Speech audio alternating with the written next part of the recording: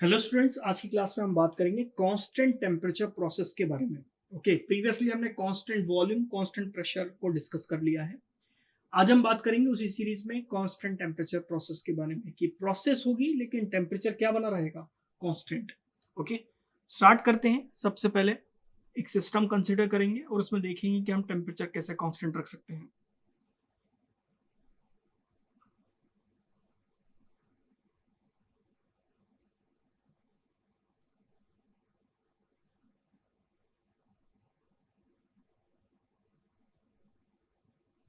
ठीक, देखिए यहां पर प्रेशर P1, वॉल्यूम V1 और टेम्परेचर T1 है। गैसेस का कुछ प्रेशर है जिसकी वजह से एक्सपांशन हुआ।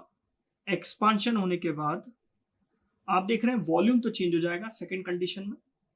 सेकंड कंडीशन में वॉल्यूम बदल गया P2, प्रेशर बदल गया P2, वॉल्यूम बदल गया V2। टेम्परेचर भी चेंज हो जाएगा जब एक्सपांशन होगा। अगर आप हीट सप्लाई नहीं करेंगे तो टेम्परेचर ड्रॉप हो जाएगा। टेम्परेचर को कांस्टेंट रखने के लिए आपको क्या करना पड़ेगी, हीट को सप्लाई करना पड़ेगी, तब जाकर टेम्परेचर क्या बन जाएगा, कांस्टेंट। तो T1 किसके बराबर हो जाएगा, T2 के बराबर हो जाएगा, कांस्टेंट टेम्परेचर प्रोसेस। अगर हम इसको ड्रॉ करें पीवी डायग्राम में, पीवी डायग्राम में ड्रॉ करें तो पॉइंट 1 to 2, पॉइंट 1 ये हमारे लिए प्रेशर P1, वॉल्यूम V1। कुछ हुआ सिस्टम के अंदर जिससे कि प्रेशर क्या हो गया, घट गया और वॉल्यूम चेंज हो गया, लेकिन प्रेशर वो टेम्परेचर क्या बना रहा, कांस्टेंट। ओके, ये पॉइंट 1 है और ये पॉइंट क्या है, 2। तो ये कौन सी प्रोसेस है, आइसोथर्मल प्रोसेस है। इसको कर्व क्यों बनाया, कर्व इसलिए बनाया क्योंकि आइसोथर्मल प्रोसेस में टेम्परेचर क्या होता है, कांस्टेंट होता है। जब हम गैस की कैरेक्टरिस्टिक गैस इक्वेशन अप्लाई करते हैं PV = mRT, तो m तो कांस्टेंट है। m क्यों कांस्टेंट है, क्योंकि आपने क्लोज सिस्टम लिया है। क्लोज सिस्टम लिया तो जितना मास आपने एक बार डाल दिया तो फिर वो चेंज नहीं होगा। गैस आपने ले ली कुछ m = 2 kg, 2 ग्राम, 10 ग्राम, एक बार सिस्टम के अंदर वो चली गई तो वो चेंज नहीं होगा। तो m कांस्टेंट, r भी कांस्टेंट। r क्यों कांस्टेंट है, r टोटली निर्भर करता है गैस पर। आपने एक बार हीलियम ले ली या एक बार नियॉन ले ली, एक बार आपने N2 ले ली, H2 ले ली, O2 ले ली, तो प्रोसेस होगी लेकिन गैस नहीं बदलेगी। गैस अगर आपने नाइट्रोजन ले ली और फिर प्रोसेस हो रही है तो नाइट्रोजन बदलेगी नहीं। तो आर करेक्टरिस्टिक गैस कांस्टेंट है जो कि गैस पर बेस्ड होता है। गैस अगर आपने फिक्स कर दी तो आर की वैल्यू फिक्स हो गई। टेम्परेचर भी कांस्टेंट कर दिया तो टेम्परेचर आपने इस प्रोसेस के लिए कांस्टेंट कर दिया तो राइट हैंड साइड का पूरा पोर्शन कांस्टेंट हो गया। तो पीवी = कांस्टेंट। ओके, ये पीवी = कांस्टेंट क्या है, ये बेसिकली आइसोथर्मल प्रोसेस है। इसको देखकर हमें समझ में आएगा कि हमें क्या करना पड़ेगा। स्ट्रेट लाइन से बनाना है, इसको स्ट्रेट लाइन से मिलाना है कि कर्व से मिलाना है। आपको मैं पहले भी बता चुका हूं कि xy = कांस्टेंट, ये रेक्टेंगुलर हाइपरबोला की इक्वेशन होती है मैथमेटिक्स में। ओके, p जो हमारे लिए y है, v जो हमारे लिए क्या है, x। xy = कांस्टेंट, इसका मतलब रेक्टेंगुलर हाइपरबोला। हाइपरबोला, पैराबोला, कुछ भी हो, कंक्लूजन ये निकलता है कि कर्व से बनेगा। किससे, कर्व से। तो पॉइंट 1 से 2 एक प्रोसेस हो रही है तो उस प्रोसेस को हमें कर्व से बनाना पड़ेगा। ओके, तो प्रोसेस हुई, इस प्रोसेस के में टेम्परेचर क्या बना रहा, कांस्टेंट। टेम्परेचर कांस्टेंट बना रहा। अभी भी वही बात है कि क्या थ्रू आउट कांस्टेंट होगा कि इनिशियल और फाइनल पॉइंट पे टेम्परेचर कांस्टेंट रहेगा। देखिए, प्रोसेस कुछ भी हो, थ्रू आउट कभी भी कोई भी चीज कांस्टेंट नहीं होगी। इनिशियल और फाइनल कांस्टेंट होती है, लेकिन हम रिवर्सिबल बोलते हैं इसको, reversible constant temperature process, reversible. तो इसके लिए कंडीशन क्या होगी कि प्रोसेस बहुत ही स्लो हो रही होगी। ओके, कैसे, सिस्टम ऊपर की तरफ हल्का सा मूव हुआ, प्रेशर चेंज हो गया, वॉल्यूम चेंज हो गया, टेम्परेचर भी चेंज होगा, टेम्परेचर घटेगा। तो टेम्परेचर को बराबर रखने के लिए हमें थोड़ी सी हीट सप्लाई करनी पड़ेगी। फिर सिस्टम ऊपर गया, फिर अगेन प्रेशर बदल गया, वॉल्यूम बदल गया, टेम्परेचर फिर से चेंज हो जाएगा। टेम्परेचर को वापस बराबर करने के लिए हीट को आपको सप्लाई करनी पड़ेगी। इस तरह से हर एक पॉइंट पर टेम्परेचर क्या बन जाएगा, कांस्टेंट। उसके लिए प्रोसेस को बहुत ही स्लो मैनर में चलना पड़ेगा। प्रोसेस बहुत ही स्लो स्लो चलेगी तभी आप इस तरह से इसको अचीव कर सकते हैं। तो ये है कांस्टेंट टेम्परेचर प्रोसेस, जिसमें कि प्रोसेस तो हो जाएगी लेकिन टेम्परेचर क्या बना रहेगा, कांस्टेंट। अब इसके लिए हमें वर्क कैलकुलेट करना है। वर्क कैलकुलेट करने के दो ऑप्शन थे, आपको मैंने बताया था। वर्क कैलकुलेट करने का पहला ऑप्शन क्या था कि आप इंटीग्रेट कर दीजिए, पीडीवी आपको मिल जाएगा वर्क, या तो आप area under the curve calculate कर लीजिए। देखिए ये एरिया आपको क्या दे देगा, work done. Okay, work done they देगा, लेकिन आप ये एरिया कैलकुलेट नहीं कर सकते। अगर ये स्ट्रेट लाइन होती तो ट्रेपेजियम बनाकर इसको एरिया कैलकुलेट कर लेते। एग्जाम में आपको कुछ भी, कैसा भी डायग्राम, सर्कल, रेक्टेंगल, ट्रायंगल, कुछ भी बनाकर दे देगा, बोलेगा देखिए ये प्रोसेस है, इसका वर्क निकालिए। तो हम फॉर्मूला तो नहीं लगा पाएंगे, हम एरिया कैलकुलेट कर लेंगे तो आपको वर्क मिल जाएगा। लेकिन इस तरह के क्वेश्चन अगर कर्व के फॉर्म में आ गए, कर्व के फॉर्म में आ गए, तो कर्व का एरिया नहीं निकाल सकते हम। कर्व का एरिया कैसे निकालेंगे? एरिया तब निकाल पाएंगे जब इस कर्व की इक्वेशन पता हो आपको, तब आप एरिया निकाल सकते हैं। अगर मुझे इस कर्व की इक्वेशन नहीं मालूम तो मैं एरिया नहीं निकाल सकता मैथमेटिकली। तो दूसरा ऑप्शन क्या है हमारे पास? दूसरा ऑप्शन ये है कि आप इंटीग्रेट कर दीजिए। इंटीग्रेशन पीडीवी से भी क्या निकलता है, वर्क। पॉइंट 1 से कहां जा रहे हैं, पॉइंट 2 तक जा रहे हैं, integration PDV.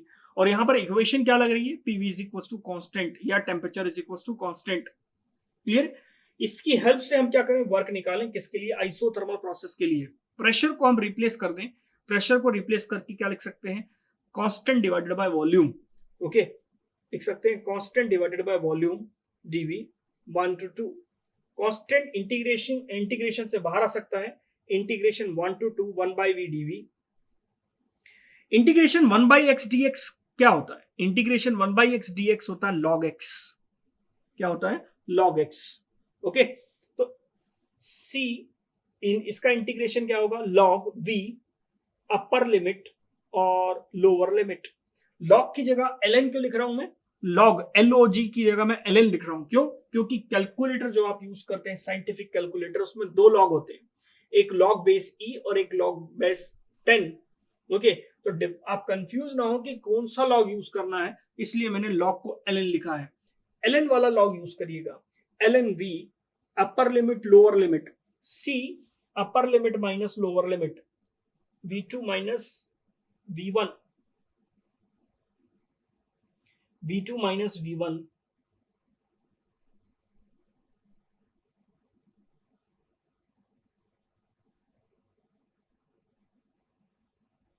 log m minus log n क्या होता है, log m by n। c क्या है, c है p इंटू वी। अब या तो वो स्टेट 1 पर हो या तो वो स्टेट 2 पर हो, इसका मल्टीप्लीकेशन हमेशा कांस्टेंट आ रहा होगा।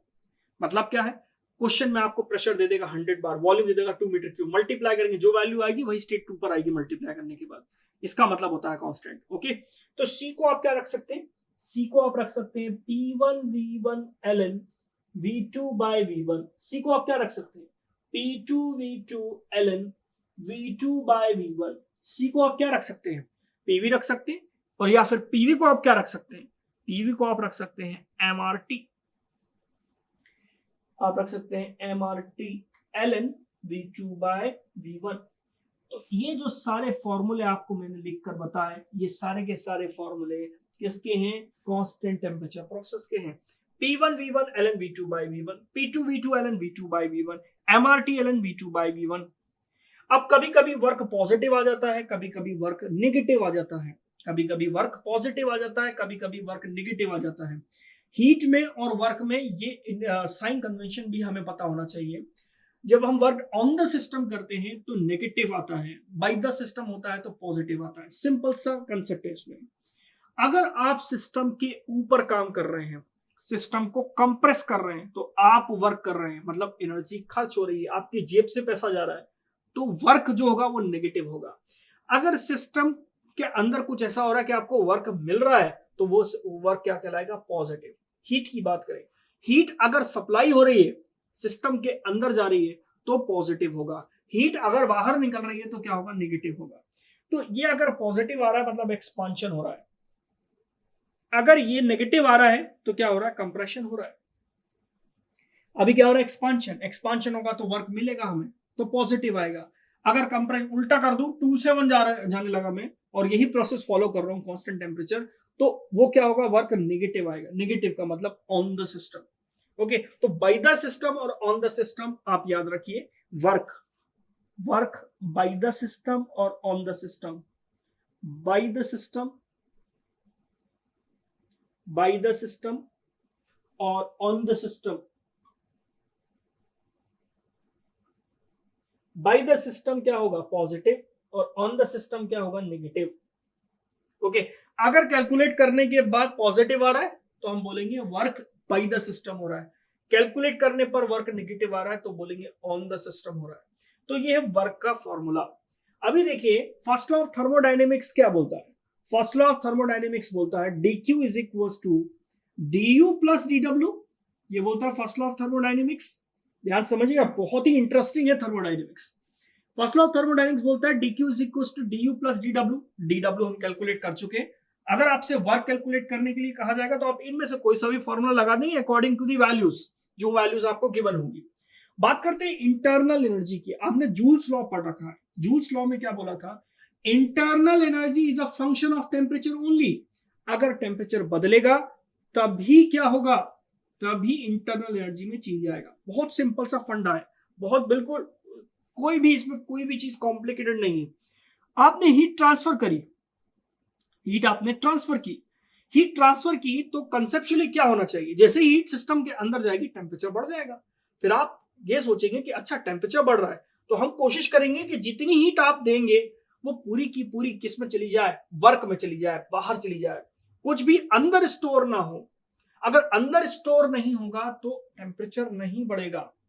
इसका मतलब इंटरनल एनर्जी में चेंज क्या हो जाएगा, जीरो। इंटरनल एनर्जी में चेंज क्या हो जाएगा, zero. Change in internal energy in case of constant temperature process क्या होती है, जीरो।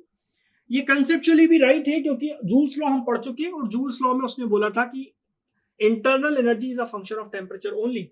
अगर टेम्परेचर बदलेगा तो ही इंटरनल एनर्जी में चेंज आएगा। तो चेंज इन इंटरनल एनर्जी क्यों जीरो होता है, क्योंकि टेम्परेचर क्या रहता है, कांस्टेंट। टेम्परेचर कांस्टेंट रहने की वजह से इंटरनल एनर्जी में चेंज क्या हो जाता है, जीरो। और ये कंसेप्चुअली भी राइट है कि जितनी हीट आप दे रहे हैं वो पूरा का पूरा वर्क में आप कन्वर्ट करना चाह रहे हैं, क्योंकि टेम्परेचर सिस्टम के अंदर राइज नहीं होना देना चाह रहे हैं। अगर कुछ भी अंदर स्टोर हो गया तो सिस्टम का टेम्परेचर क्या हो जाएगा, बढ़ जाएगा। तो du जीरो हो गया, इसका मतलब dq किसके बराबर है, dw के बराबर है। अगर आपसे इस क्वेश्चन में, इस तरह के क्वेश्चन में कांस्टेंट टेम्परेचर प्रोसेस में आपसे 3 पॉइंट हर प्रोसेस में पूछेगा, चेंज इन इंटरनल एनर्जी निकालो, वर्क ट्रांसफर निकालो, हीट ट्रांसफर निकालो। चेंज इन इंटरनल एनर्जी इसमें क्या होगा, जीरो। वर्क ट्रांसफर का फॉर्मूला ये है, हीट ट्रांसफर वर्क ट्रांसफर के बराबर होगा। हीट ट्रांसफर का कोई अलग फॉर्मूला ही नहीं है, ये किसके बराबर है, वर्क ट्रांसफर के बराबर है। क्योंकि जितनी हीट आप दे रहे हैं वो पूरा का पूरा किस में जा रहा है, वर्क में चला जा रहा है। ओके, तो work transfer is equal to heat transfer. अब यहां पर भी एक मोस्ट इंपॉर्टेंट पॉइंट निकल कर आया। हमने फर्स्ट क्लास में पढ़ा था कि दो तरह की एनर्जी होती है, हाई ग्रेड एनर्जी और लो grade energy. High grade energy क्या होती है, वो एनर्जी जो कि दूसरी एनर्जी में कंप्लीटली कन्वर्ट हो पाती है।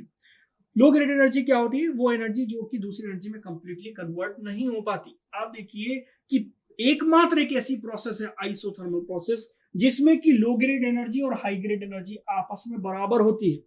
ये मोस्ट इंपॉर्टेंट पॉइंट है जो कि एग्जाम में कई बार पूछा गया है कि ऐसी कौन सी प्रोसेस है जिसमें कि लो ग्रेड एनर्जी और हाई ग्रेड एनर्जी आपस में बराबर होती है। तो heat transfer is equal to work transfer, heat transfer is equal to work transfer. जितनी हीट दी वो पूरी की पूरी वर्क में चली गई। Low grade energy high grade energy के बराबर सिर्फ और सिर्फ किसमें होता है, कांस्टेंट टेम्परेचर प्रोसेस में होता है। ओके, तो ये पूरी बातें हमने पढ़ी कांस्टेंट टेम्परेचर प्रोसेस के लिए। नेक्स्ट क्लास में हम बात करेंगे एडियाबैटिक प्रोसेस और पॉलीट्रोपिक प्रोसेस के बारे में। ओके, तो मिलते हैं नेक्स्ट क्लास में। Thank you.